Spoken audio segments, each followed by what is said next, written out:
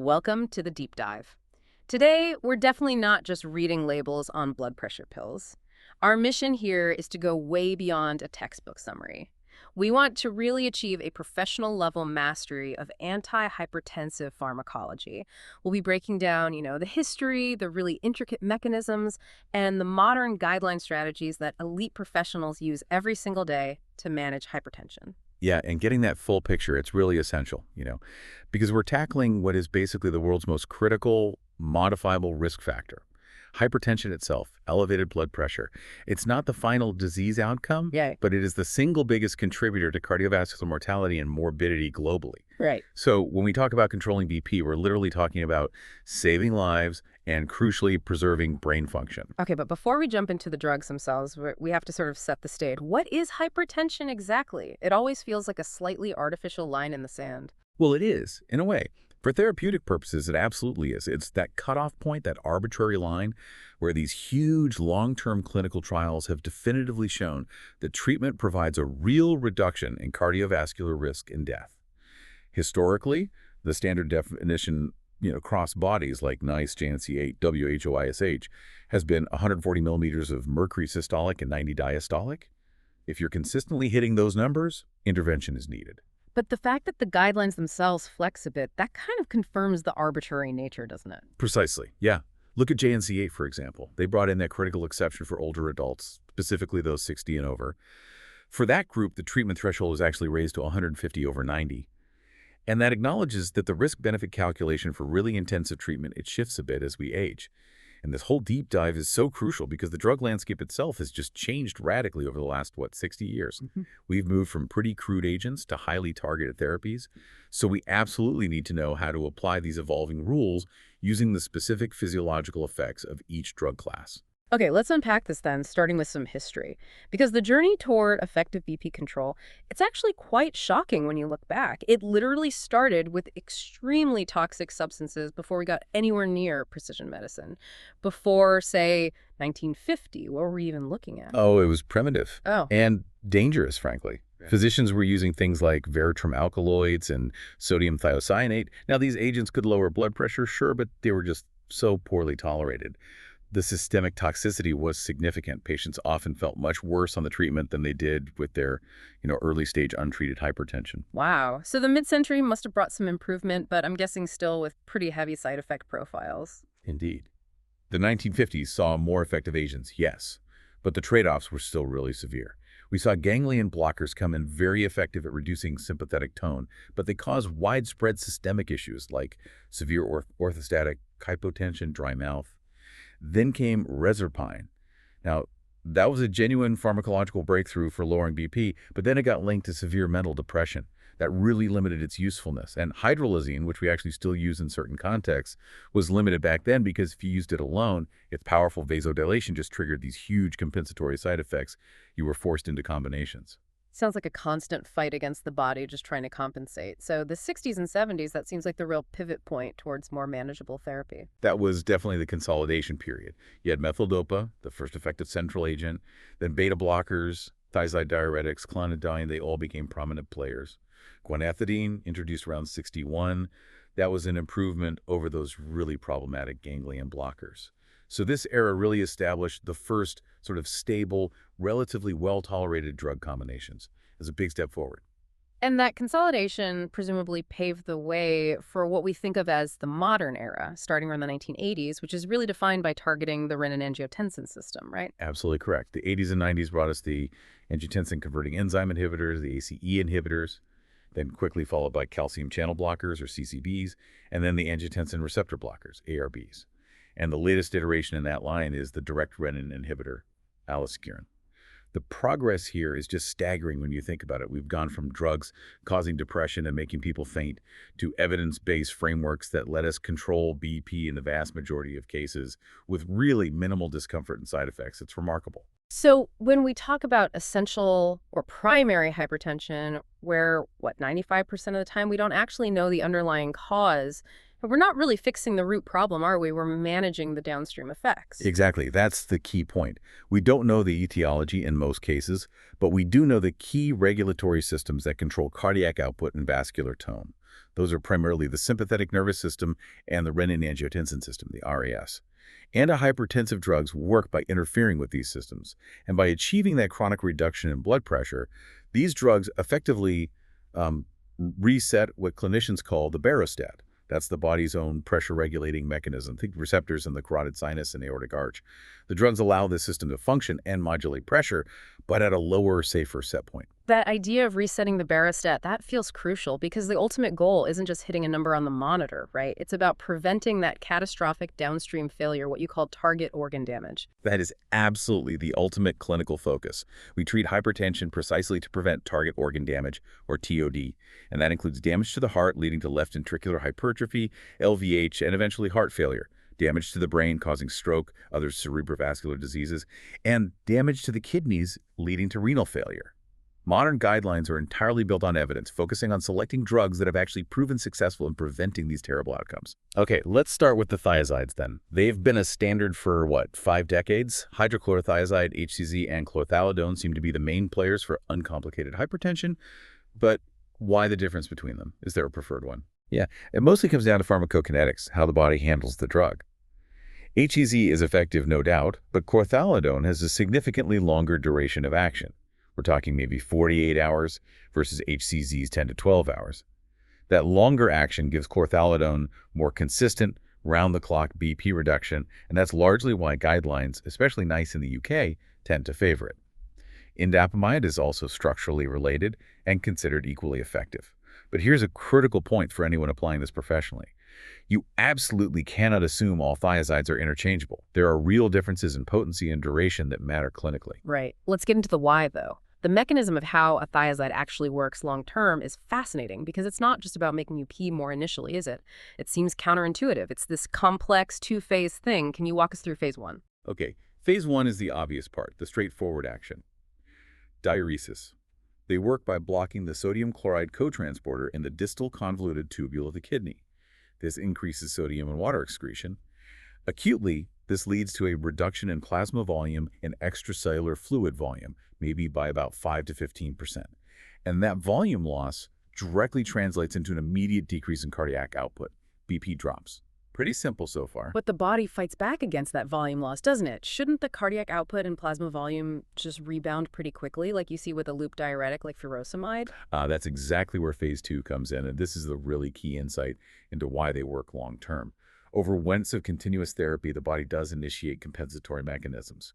Plasma volume and cardiac output, they return almost completely back to normal or near normal. Yet the fall in blood pressure is maintained, and it's maintained because of a slowly developing and sustained reduction in total peripheral resistance, or TPR. So the big question becomes, why does the resistance in the blood vessels drop when the volume has basically come back up? Okay, this feels like the critical piece of info that separates, real understanding from just knowing the drug name. Right. So the thinking is that this TPR reduction is actually an indirect consequence of a small but persistent negative sodium balance, maybe only about 5% deficit, but it's continuous. This slight decrease in the intracellular sodium concentration within the vascular smooth muscle cells does 2 important things. First, it seems to reduce the stiffness of the vessel wall itself. It increases compliance, makes it more flexible. Second, and this is crucial, it dampens the responsiveness of those vascular smooth muscle cells to vasoconstrictor signals like noradrenaline or angiotensin II. Essentially, the blood vessels become less twitchy, less reactive to signals telling them to tighten up, and this relaxation lowers the overall resistance, the TPR, in the long run. Wow, that's a phenomenal piece of sort of subtle biological engineering by the drug. But that mechanism, it definitely came at a cost, especially when physicians first started using these drugs decades ago. Tell us about that high-dose era, maybe the 50 milligram per day era, and the metabolic problems that almost sunk the entire class. Oh, that high-dose era definitely created significant issues. The major concern was dose-dependent hypokalemia, low potassium levels. That could cause muscle pain and fatigue, sure, but much more alarmingly, it was linked to an increased risk of sudden cardiac death. This was due to a higher risk of dangerous ventricular arrhythmias, specifically things like torsades de pointes and ischemic ventricular fibrillation. And on top of that, these high doses consistently cause other metabolic problems: dyslipidemia, bad cholesterol changes, hyperuricemia, which could trigger gout attacks, and carbohydrate intolerance, basically increasing the risk of developing type 2 diabetes. It was a real package of problems. So what rescued thiazides? Why didn't they just get shelved completely with that kind of profile? It was what you could call the low-dose revolution. Major clinical trials and meta-analyses, maybe most famously the ALLHAT trial, the antihypertensive and lipid-lowering treatment to prevent heart attack trial, they definitively showed that these severe side effects were highly dose-dependent. They found the therapeutic sweet spot, the best benefit-to-risk ratio, was achieved at much lower doses, specifically 12.5 to 25 milligrams per day of hydrochlorothiazide or its equivalent. At these lower doses, the issues like hyperuricemia and glucose intolerance become minimal, and clinically significant hypokalemia is actually quite rare. And the clinical payoff, the BP lowering and outcome benefits, still justified the risk, even maybe in patients with metabolic issues already. Absolutely. The analyses showed that even at these low doses, thiazide significantly reduced the incidence of fatal and non-fatal heart attacks by about 27 to 44%, and stroke incidence by 31 to 49%. Major benefits. So the guidelines now are really firm on this.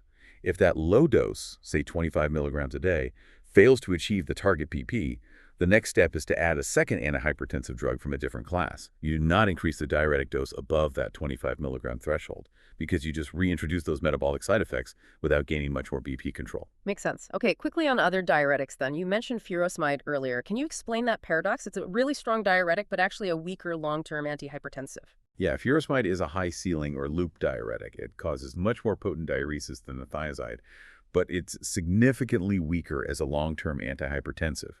The reason is its very brief duration of action, typically only 4 to 6 hours. That short window just doesn't allow for that sustained negative sodium balance in the vascular smooth muscle that's needed to get that chronic reduction in total peripheral resistance we talked about.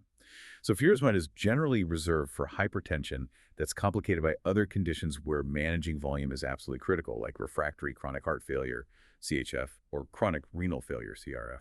Got it. And what about the aldosterone antagonists? You hear more about spironolactone and eplerenone now. Why the resurgence? Well, that really came from recognizing that aldosterone does more than just regulate salt and water. It has direct negative effects on tissues. Aldosterone promotes hypertrophy, or thickening of the heart muscle and blood vessel walls, and it also contributes to fibrosis, or scarring, in the kidneys. So drugs like spironolactone and the more selective eplerenone, which is often preferred because it avoids the hormonal side effects like gynecomastia that spironolactone can cause, these drugs block those damaging effects. They become standard practice, often used later in the treatment algorithm, like step 4 for resistant hypertension, where they offer both BP lowering and this crucial organ protection, #B, the renin-angiotensin system, RAS, inhibitors. Okay, moving to what many consider the modern cornerstone, the RAS inhibitors. Let's start with the ACE inhibitors. They're often a first choice now, controlling maybe 50% of patients on their own. That's right. And where they really shine, where the mastery comes in, is their synergy with diuretics. They show what's called super-additive synergism when you combine them with a low-dose thiazide. And the reason is quite elegant. The diuretic causes some volume depletion, which naturally activates the renin-angiotensin system as a compensatory response. The ACE inhibitor then comes in and powerfully blocks that activated system, so you get this maximal therapeutic effect using minimal doses of both drugs. You often only need about 12.5 milligrams of HCZ, which is safely below that major metabolic side effect threshold we discussed. It's a very effective pairing. And beyond just lowering the pressure number, what gives ACE inhibitors their specific sort of cardioprotective superiority compared to other drug classes? Well, they are definitely preferred for patients who have what we call compelling indications. Think diabetes, chronic heart failure, angina, or post-heart attack status. Their benefits really go beyond just lowering systemic BP. They have documented potential to slow down the progression of diabetic nephropathy and chronic kidney disease. Part of this is by lowering the pressure within the kidneys filters, the glomeruli, which is crucial. They also promote the regression, the shrinking of left ventricular hypertrophy, and reduce vascular stiffness. Big trials like HOPE really confirm these comprehensive vascular protective effects, making them pretty much indispensable in these high-risk patient groups. We touched on demographic differences earlier. Who tends to respond best to an ACE inhibitor? Generally speaking, they tend to be more effective in younger hypertensive patients, say under 55 years old, and also in white populations. This is thought to be because these groups often have higher baseline levels of plasma renin activity. The main drawback, the Achilles heel for ACE inhibitors, though, is that dry, persistent cough. It affects up to maybe 15% of patients and often forces them to switch to a different class. Which naturally brings us to the angiotensin receptor blockers, the ARBs. Yeah. Same target system, the RAS, but a slightly different mechanism, leading to a really important difference in that side effect profile, right? Exactly. ARBs work by blocking the angiotensin II type 1 receptor directly, so they prevent angiotensin II itself from binding and causing its effects. The key advantage is that they do not inhibit the enzyme bradykinin, which is responsible for breaking down bradykinin. It's the buildup of bradykinin that's thought to cause the cough and the rare but serious angioedema seen with ACE inhibitors.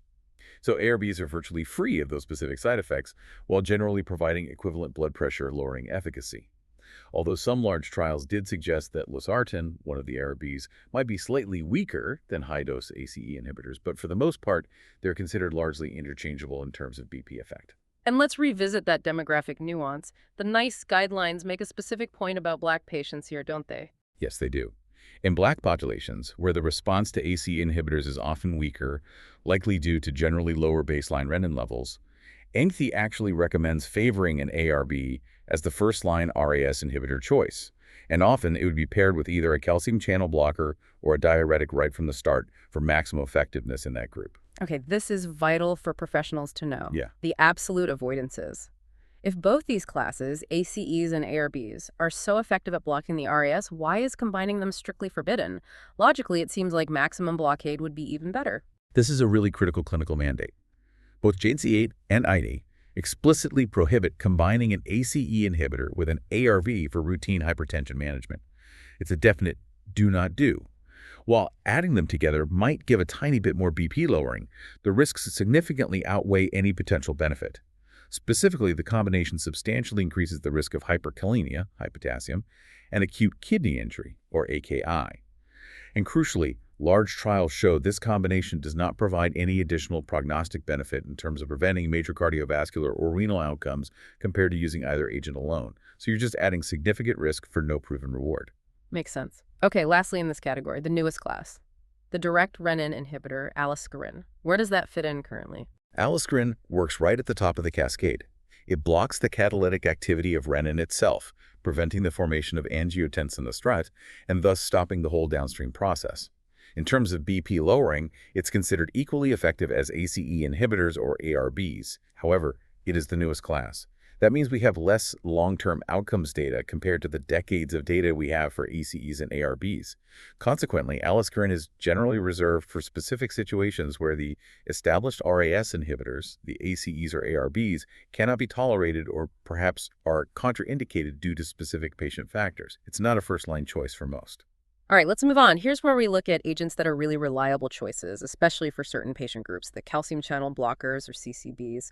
They primarily lower blood pressure by decreasing peripheral resistance, and we mostly use the dihydropyridines, the DHPs like amlodipine, for hypertension, right? That's correct. They're incredibly effective, actually achieving monotherapy control in maybe up to 60% of patients. Their onset of action is pretty quick, and importantly, we have excellent long-acting preparations now, which allows for a convenient once-a-day dosing. That really helps with adherence. And they have some clear advantages. They don't really affect central nervous system function, they maintain good cerebral blood flow, and they're generally safe in patients who might have coexisting conditions like asthma or peripheral vascular disease, where other agents might be problematic. We absolutely have to highlight a critical lesson learned from past trials, though, something that really changed practice forever: the danger associated with the short-acting CCBs. Yes. This is a non-negotiable warning in clinical practice. Short-acting nifedipine formulations are absolutely not used for treating chronic hypertension. Period.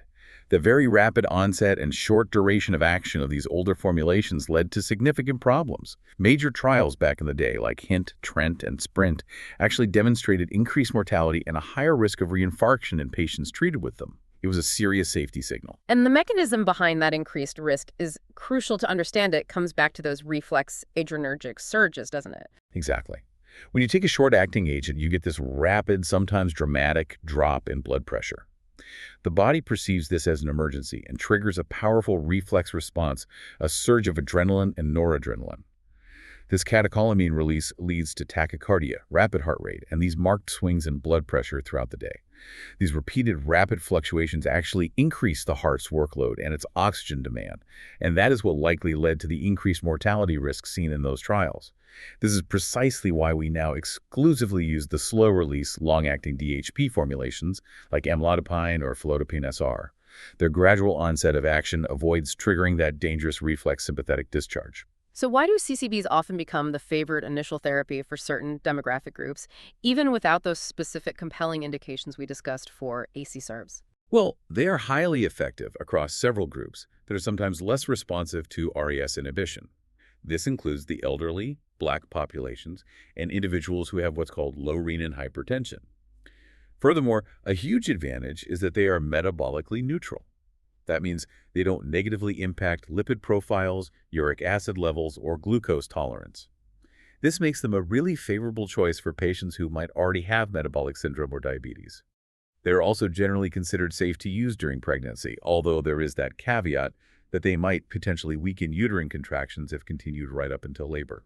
However, despite these advantages, they don't seem to offer quite the same comprehensive organ protection as the RAS inhibitors, do they? That's the important outcome nuance we have to remember, yes. While CCBs, as shown in big studies like CIS-UR, are excellent for preventing stroke, very effective there, they don't seem to offer the same survival benefit specifically after a myocardial infarction. They also don't suppress left ventricular hypertrophy quite as effectively as beta blockers or ACE inhibitors do, and we absolutely must differentiate within the CCB class here. The dihydropyridines, DHPs like amlodipine, are generally safe in patients with heart failure. But the non-DHPs, that's verapamil and diltiazem, they have potent negative inotropic effects, meaning they reduce the heart's contractility, and negative dromotropic effects, slowing electrical conduction through the heart. Because of this, verapamil and diltiazem must be avoided in patients who have heart failure or pre-existing cardiac conduction problems like heart block. Using them there could be dangerous. Hashtag BSOT, Adrenergic Blockers, beta and alpha. Okay, let's talk beta blockers. These used to be pretty much first line across the board for hypertension years ago, but they've been downgraded by major guidelines now, except for certain specific compelling indications. What drove that significant shift in thinking? Yeah, that downgrade was definitely evidence-driven. While beta blockers are effective, mild antihypertensives, their full effect usually develops over 1 to 3 weeks. Large comparative trials show they had inferior efficacy in the primary prevention of major outcomes like MI and stroke, especially when compared head-to-head against our current first-line agents like RAS inhibitors and CCBs. Now, on a more theoretical level, experts often prefer the vasodilating beta blockers if one is needed for BP agents like nebivolol, which enhances nitric oxide release, or carvedilol, which adds an alpha-1 blocking action to its beta blockade. These might have some advantages. And beyond just pure efficacy, I imagine the side effect profile played a really big part in that downgrade too. Oh, absolutely. The impact on patient quality of life with older beta blockers can be quite significant. We're talking about common issues like fatigue, loss of libido, cognitive effects like forgetfulness, or even nightmares. Plus, non-selective beta blockers can have an unfavorable effect on lipid profiles. Taken together, these drawbacks just made them less suitable for routine long-term monotherapy, especially in younger, otherwise healthy patients where quality of life is paramount. So if they're not really first line for uncomplicated hypertension anymore, when are beta blockers still absolutely indispensable? They remain essential when there is a clear, compelling indication based on robust evidence. They are arguably the most effective class we have for preventing sudden cardiac death in patients who have had a myocardial infarction. Life-saving there. They're also a required component of therapy for patients with stable chronic heart failure. Specifically, agents like metoprolol succinate, bisoprolol, carvedilol, and nebivolol have been proven to reduce all-cause mortality in HFrEF. So in these specific high-risk contexts, they are absolutely critical life-saving drugs. And we definitely need to flag the major risk associated with stopping them suddenly. Yes, it's often called rebound hypertension, and it's a serious concern. Abruptly discontinuing a beta blocker, especially after long-term use, can precipitate a severe and rapid rise in blood pressure. This, in turn, can significantly aggravate myocardial ischemia and potentially trigger angina pectoris, or even a full-blown myocardial infarction. Withdrawal must always be done gradually, tapered slowly over days or weeks under medical supervision. Never stop them cold turkey. Okay, let's shift gears slightly to the alpha blockers like prazosin or doxazosin. Their primary action is to dilate blood vessels, but they seem to be somewhat unique among vasodilators in how they do it. They are selective alpha-1 adrenergic antagonists. So they block the alpha-1 receptors on vascular smooth muscle, leading to relaxation and vasodilation, reducing peripheral resistance. The key mechanistic insight that differentiates them from older non-selective vasodilators like hydralazine is that they cause relatively little reflex cardiac stimulation like tachycardia and minimal renin release. And the reason for this is thought to be because the presynaptic alpha-2 receptors remain unblocked. These alpha-2 receptors act like a brake, regulating the release of noradrenaline from nerve terminals. By leaving them intact, the body's natural negative feedback loop for sympathetic outflow is maintained, which helps minimize those unwanted reflex compensatory responses. Clinically, though, they're perhaps most famous for that classic first dose effect. That's right. That's the risk of significant postural hypotension, a drop in blood pressure upon standing, sometimes leading to fainting, especially with the very first dose. To mitigate this risk, drugs like prazosin absolutely must be initiated at a very low dose, often just 0.5 milligrams, and critically, taken only at bedtime initially. Despite this strategy, alpha blockers are generally not considered first-line agents anymore, partly due to the risk of causing fluid retention and also because of concerns about increased risk of heart failure when used as monotherapy. The ALLHAT study notably found that doxazosin monotherapy actually doubled the incidence of chronic heart failure compared to using a diuretic. Right. And finally, in this adrenergic group, the central sympatholytics, clonidine and methyldopa. These seem to have been relegated pretty deep into the reserve pool now. Largely, yes. Clonidine works as an alpha-2A agonist in the brainstem, which effectively decreases sympathetic outflow from the central nervous system. While it's highly effective at lowering BP, it's usually considered a third or fourth choice, primarily due to side effects like significant sedation and dry mouth, but perhaps more critically, because of the risk of a severe withdrawal syndrome. If clonidine therapy is stopped abruptly, the peripheral adrenergic receptors, which have become supersensitive due to the reduced stimulation, get flooded by a sudden surge in catecholamine release. This results in an alarming, potentially dangerous hypertensive crisis with very high BP, rapid heart rate, and anxiety. It must be tapered very carefully. And methyldopa. It seems to have one major remaining indication. Exactly. Methyldopa gets converted in the body to alpha-methyl noradrenaline, which then acts centrally, much like clonidine, stimulating those alpha-2 receptors to reduce sympathetic drive. While it's rarely used outside of very specific circumstances, now partly due to side effects like sedation, potential liver toxicity, and Coombs's positive hemolytic anemia, it has an incredibly long track record demonstrating safety during pregnancy. Because of that extensive safety data over decades, it remains arguably the undisputed drug of choice for initiating treatment of chronic hypertension during pregnancy. #PIC-C. Vasodilators. Direct acting. Okay, let's touch on the direct-acting vasodilators. These are potent, but the body fights back hard with reflex compensation. Hydralazine is the classic example here, isn't it? It really is the prototype. Hydralazine directly relaxes arterial or smooth muscle, causing vasodilation. The major drawback, which really limits its use as monotherapy, is that this potent vasodilation immediately triggers powerful reflex compensatory mechanisms. You get marked tachycardia, increased cardiac output, a surge in renin release from the kidneys, and significant fluid retention. Tolerance develops very quickly. So to be effective long-term, hydralazine absolutely must be combined with both a diuretic to counter fluid retention and a beta blocker to blunt the reflex tachycardia and renin release.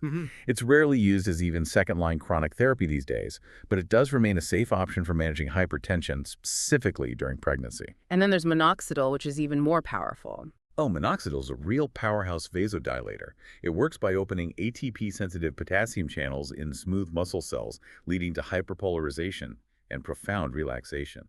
Its vasodilatory effect is often too intense and difficult to control for routine oral treatment of hypertension. The risk of severe reflex tachycardia, fluid retention leading to edema, and even pericardial effusion is quite high. It requires co-administration of potent diuretics and beta blockers. What's really fascinating about minoxidil, though, is how observation of one of its prominent side effects, hirsutism, or excessive hair growth, led to its complete repurposing. It's now famously used not for BP, but as a topical application, like Rogaine, for treating male pattern baldness and alopecia areata, a classic example of finding a new use from a side effect. Indeed. And finally, sodium nitroprusside, the go-to IV agent for hypertensive emergencies for a long time. Yes. Nitroprusside is an extremely rapid-acting and easily titratable intravenous agent. It works by generating nitric oxide, NO, directly in the bloodstream, which then potently dilates both resistance vessels, arterioles, and capacitance vessels, veins. It's highly effective for rapidly lowering BP in true hypertensive emergencies. The critical issue with nitroprusside, however, is toxicity. Its metabolism generates cyanide ions, which are then converted in the liver to thiocyanate. With high doses, prolonged infusions, or in patients with kidney dysfunction, cyanide and thiocyanate can accumulate, leading to serious toxicity, things like metabolic acidosis, CNS effects, confusion, psychosis. For this reason, and also because its potent vasodilation might potentially worsen cerebral blood flow regulation, Steele phenomenon, it's generally avoided nowadays in patients who are having stroke-related hypertensive emergencies. Its use requires very close monitoring. Okay, we've covered the whole arsenal of drugs now. Let's try to synthesize this into how clinicians actually use them, following that guideline-based strategy. Stepped care. You mentioned therapy is usually lifelong for essential hypertension, but the approach is phased, right? Exactly. The core philosophy is to start simple and target the initial therapy based on the highest probability of success for that individual patient. And yes, for most people with essential hypertension, drug therapy is chronic. We typically initiate treatment with monotherapy, just one drug, unless the BP is very high initially. And that first drug choice is driven heavily by any compelling indications a patient might have, and also by their age and race. For example, if a patient has heart failure or is post-MI, we're almost certainly starting them on an ACE inhibitor or an ARB plus a beta blocker, regardless of their age or race, because those drugs have proven mortality benefits in those situations. Right. But if there aren't those specific compelling indications, then we fall back on those demographic guidelines we touched on. Can you contrast the approach again, say for younger versus older patients, or Black versus non-Black patients, maybe using the NICE guideline framework as an example? Sure. This approach is largely based on expected baseline renin status, which correlates loosely with age and race. Younger patients, typically defined as under 55, and non-Black individuals tend to have higher plasma renin activity on average. So for them, NICE guidelines favor initiating therapy with a RAS inhibitor, either an ACE inhibitor or an ARB. Conversely, older patients, over 55, and individuals of Black ethnicity, regardless of age, tend to exhibit lower renin status. For these groups, a calcium channel blocker, CCB, or a thiazide-type diuretic is a preferred initial choice. NICE specifically leans towards recommending a CCB over a diuretic as the first step for older patients and all Black patients, partly due to the potentially better side effect profile, especially concerning metabolic effects compared to diuretics, and strong evidence for stroke prevention. Okay, so that's step one, monotherapy. What happens if that single drug isn't enough? What's the typical step two combination strategy? If monotherapy fails to get the patient to their target blood pressure after a reasonable trial period, we move to two drugs. Step two typically involves combining drugs from those initial preferred classes. So a common and highly effective combination is an ACE inhibitor or an ARB plus a calcium channel blocker. Another very common one is an ACE inhibitor or ARB plus a low-dose thiazide diuretic. And it's important to note the JNC8 guidelines actually recommend considering starting therapy with two drugs right from the beginning. If the patient's blood pressure at diagnosis is significantly elevated specifically, more than 20 millimeter Hg systolic or more than 10 millimeter Hg diastolic above their goal BP. The rationale there is to achieve control more rapidly and minimize the time the patient spends exposed to the risks of uncontrolled high blood pressure. Right, faster control. Then step three is usually triple therapy, often the ACE, ARB plus CCB plus diuretic combo. What about the really challenging cases, what we call resistant hypertension? What's the approach at step four? Resistant hypertension is formally defined as blood pressure that remains above goal, despite the patient being on optimal doses of 3 different antihypertensive agents, one of which must be a diuretic. It's a tough clinical problem. The strategy for adding a fourth drug at step 4 is actually quite sophisticated now, often guided by the patient's serum potassium level, which can give clues about underlying aldosterone activity. If the serum potassium is on the lower side, say less than 4.5 millimole, this might suggest some degree of hyperaldosteronism contributing to the resistance. In this case, adding an aldosterone antagonist like spironolactone or eplerenone is often the most effective fourth agent. If the potassium level is normal or higher, say above 4.5 millimole, then options might include increasing the dose of the thiazide diuretic, especially if using HCZ, maybe switching to chlorthalidone, or adding an agent from a different class entirely, like a beta blocker or perhaps an alpha-1 blocker, depending on the individual patient profile. Okay, this is absolutely crucial for mastery. Knowing the combinations that are explicitly forbidden, can you remind us which ones pose an unacceptable risk and exactly why? Yes, this list is critical to have memorized. First, as we've emphasized, combining an ACE inhibitor with an ARB is contraindicated for routine hypertension. The risk of hyperkalemia and acute kidney injury goes up significantly, with no proven added cardiovascular or renal outcome benefit. Risk without reward. Second, combining a non-dihydropyridine CCB, that's verapamil or diltiazem, with a beta blocker is also forbidden. Both drug classes significantly reduce heart rate and contractility and slow AV nodal conduction. Using them together creates a high risk of severe bradycardia, profound negative inotropism, weakening heart pump function, and potentially complete heart block. Very dangerous. Finally, while not absolutely forbidden everywhere, the combination of a beta blocker with a thiazide diuretic is strongly discouraged, especially as initial therapy or in patients at risk for diabetes. This combination has been shown to significantly increase the risk of developing new-onset type 2 diabetes compared to other combinations. So, it's generally avoided unless there are specific reasons. #B. Hypertension in pregnancy. Let's turn to a very special population. Pregnancy. Hypertension during pregnancy needs immediate and very careful management because of the unique risks involved, specifically the risk of preeclampsia, right? Absolutely. Preeclampsia is a serious condition defined by a new onset of hypertension, often accompanied by proteinuria, protein in the urine, occurring after the 20th week of gestation. It can affect both the mother and the baby significantly. For women considered at high risk for developing preeclampsia, maybe those with a history of it in a previous pregnancy, or those with chronic kidney disease, diabetes, or pre-existing hypertension, there's strong evidence now for preventative therapy. Low-dose aspirin, typically around 81 to 100 milligrams per day, started relatively early in pregnancy, often around the 12th week, has been shown to reduce the risk. The thinking is it helps by inhibiting thromboxane A2, TXA2 synthesis, balancing out vasoactive prostaglandins involved in placental development and function. Okay, and critically, which commonly used antihypertensive agents must be strictly avoided during pregnancy because of the risk to the fetus. This is vital information. We absolutely must avoid all ACE inhibitors and ARBs. They carry a proven risk of causing significant fetal harm, including potential kidney damage, renal agenesis dysgenesis, poor skull development, oligohydramnios sequence, growth retardation, and even fetal death, especially if used in the second and third trimesters. They are completely contraindicated.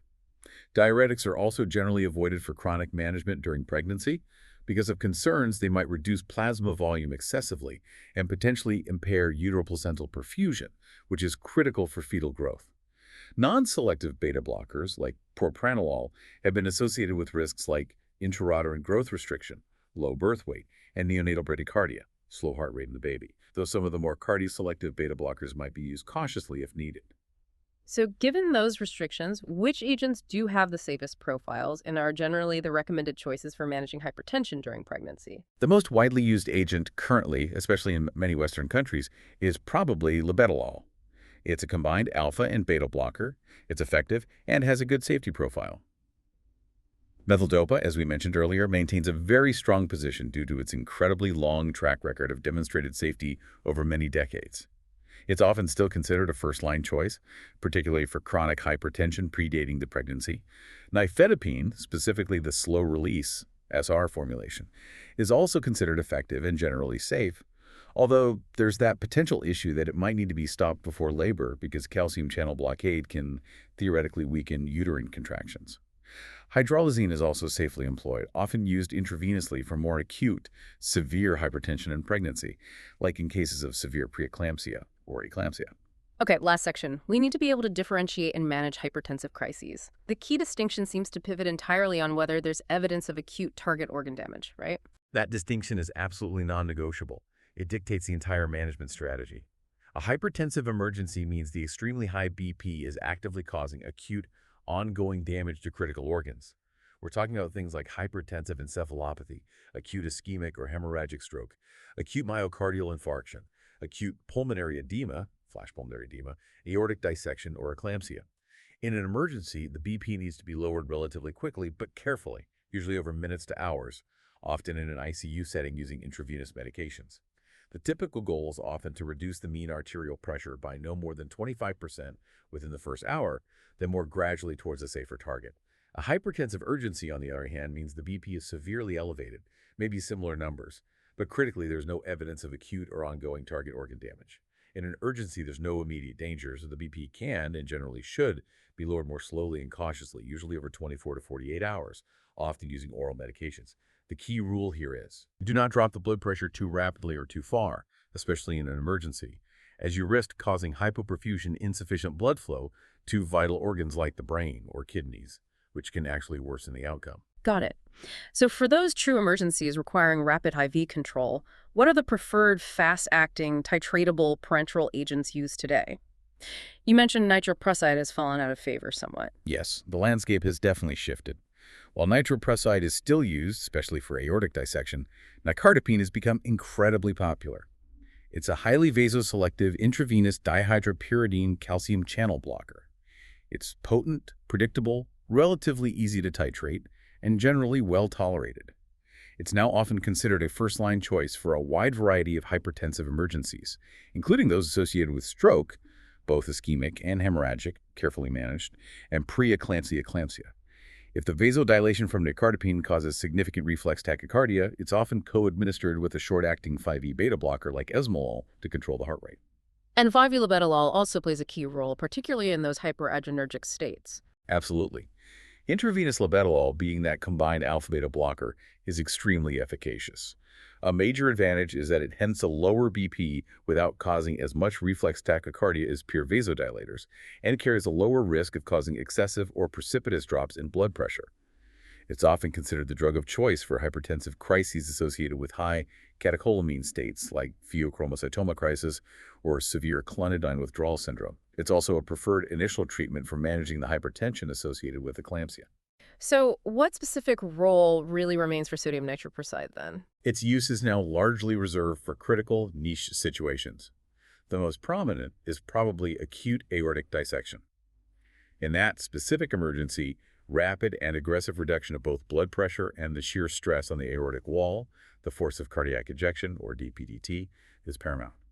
Nitroprusside is excellent for potent vasodilation, but it must be administered concurrently with an intravenous beta blocker, usually esmolol, to control the reflex tachycardia and reduce that cardiac contractility, DPDT, to prevent further tearing of the aorta. You mentioned furosemide earlier, too. Where does IV furosemide fit in emergencies? It's really only used as an adjunct therapy, not as a primary antihypertensive. Its role is specifically for managing associated volume overload, such as in patients with acute pulmonary edema, left ventricular failure, or perhaps cerebral edema alongside the hypertension. It should definitely be avoided if the patient might be volume depleted. Okay. And lastly, for the hypertensive urgencies where we have that 24 to 48-hour window for gradual reduction, what oral agents are typically utilized? For urgencies, we want agents that lower BP smoothly and gradually, avoiding rapid swings. Good oral options include starting or adjusting doses of oral labetalol, or using long-acting calcium channel blockers like amlodipine. Sometimes clonidine might be used carefully. The really critical takeaway here, something we've stressed before but bears repeating, is the complete abandonment of using those old sublingual or bite-and-swallow immediate-release nifedipine capsules for urgencies. Their effects are too unpredictable, they can cause severe, uncontrolled drops in blood pressure, and there's a real risk of inducing cerebral or myocardial ischemia. They are simply not safe for this indication and should not be used. #tag outro. So I think we've achieved some real depth today. We've journeyed from that initial, frankly, toxic pharmacological era right through to the sophisticated evidence-based landscape we navigate now. Hopefully you, the listener, now possess that professional-level knowledge, understanding the detailed mechanisms, like the subtle two-phase action of thiazides or the kin-sparing action of ARBs, and grasping the critical importance of selecting drugs based on compelling indications, age, race, and potential interactions. Yeah, I feel like the mission is accomplished. You should now have a much clearer picture, not just of the drug names, but why specific agents are chosen, how they actually manipulate the body's complex regulatory systems from that first step in therapy all the way through to managing a critical hypertensive emergency. Exactly. And maybe as a final thought to leave you with, the source materials consistently mention that while sometimes, maybe after a year or more of excellent control, dose reduction or even a careful withdrawal attempt might be possible for some patients, for the vast majority of people with essential hypertension, therapy really does remain lifelong. What does that long-term dependence truly suggest about the underlying pathology? It strongly implies that the fundamental regulatory set point that barostat we talked about is perhaps permanently altered or damaged in essential hypertension. So the big question for the future is, how might research move beyond just effectively treating this regulatory symptom to actually finding a way to repair or reset that barostat function and perhaps achieve a genuine long-term cure? That remains the ultimate challenge driving the field forward.